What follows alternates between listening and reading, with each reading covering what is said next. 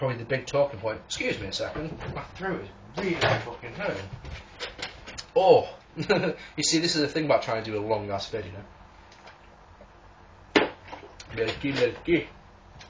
Right.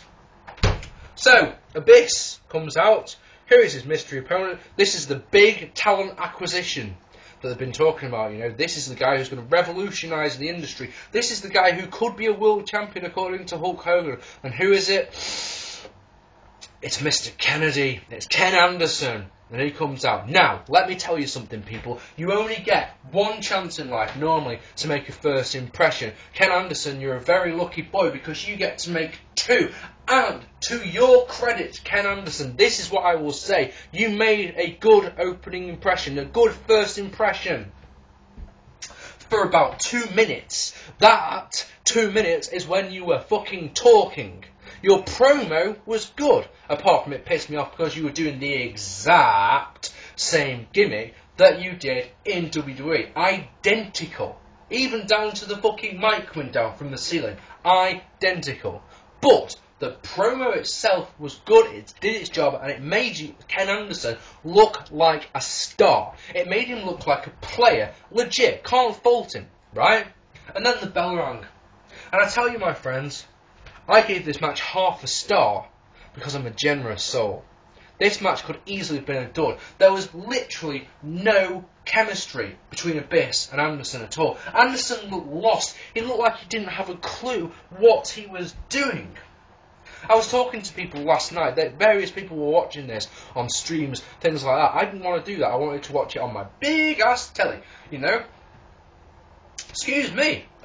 I asked various opinions. I said, "What? Come on, honest opinion. What do you think of Kennedy?" My boy Danny Ace, he summed it up the best. He said that Mr. Kennedy, Mr. Anderson and Ken Anderson reminds him of The Rock in 1998. Meaning that he's good on the stick and average in the ring, because you can't deny that although Rock was an alright worker, he was a hell of a lot better in 99, and in 2000 was he not?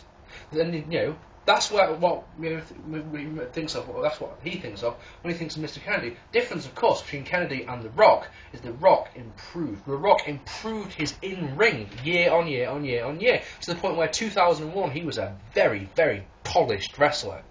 You know, go back and watch his match from No Mercy 2001 with Chris Jericho to see what I mean, because I consider that a modern day classic. Oh yes. Doing identical gimmick, the crowd don't give a shit instantly, they really don't care, and of course, he can't win clean. Oh no, he has to use brass knucks to get the win. Legit. Oh dear, that's silly, isn't it? You know, sorry, you know, would I give him a second chance to Mayo? You know, I will reserve judgment until I see him working against someone he has chemistry with, but, you know, as a first impression, this was bad.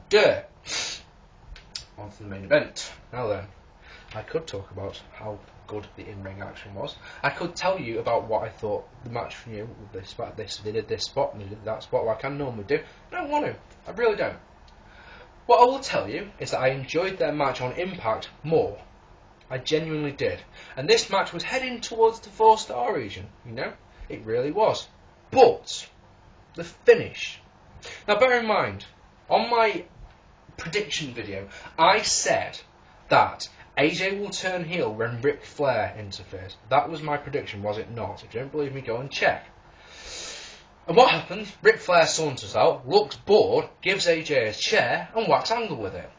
AJ whacks Angle with it, turning heel. Now this was stupid.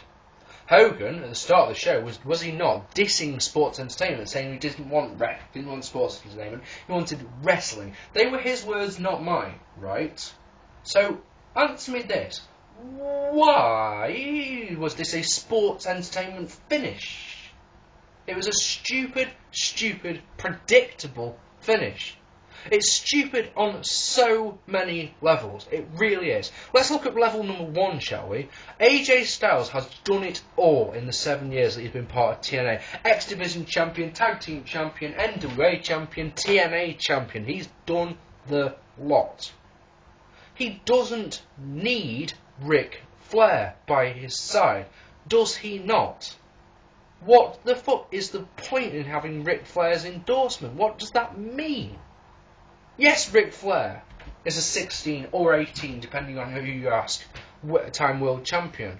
And yes, Ric Flair is a legitimate, certifiable legend. But for God's sake, other than his match with Shawn Michaels at WrestleMania, what the fuck's he done recently? When I say recently, in the last 10 years, realistically, what has he done that's so good? You know? So why should I, as a casual fan, tuning into a TNA pay-per-view for the first time because I want to see Bulk Hogan, why should I care that Ric Flair's endorsing this young pup who's done it all?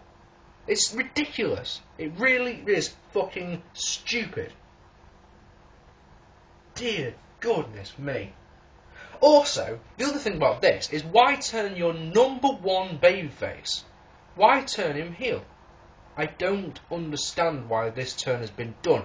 For example, the last pay-per-view main event was AJ Styles versus Daniels, was it not? Daniels healed it up something fierce while AJ was a classic babyface. That pay-per-view, that feud, is now rendered null and void and pointless. Utterly pointless. It basically says to you fans who shelled out your money to buy that pay-per-view, you're a fool.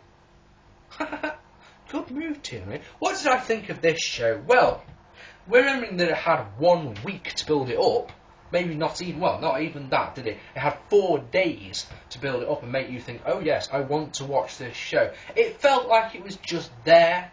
It felt like the last 2 Impacts were more important than it. It made me feel like, that they just didn't care at all. And I tell you this much, if you're watching this as a casual fan, it didn't make me want to watch TNA ever again, let's put it that way. It didn't make me think to myself, I'm going to watch Impact, I like this, I'm going to watch Impact on Thursday to see more of this. It didn't do that. For me, the best part was Hogan breaking character at the start. That was freaking hilarious.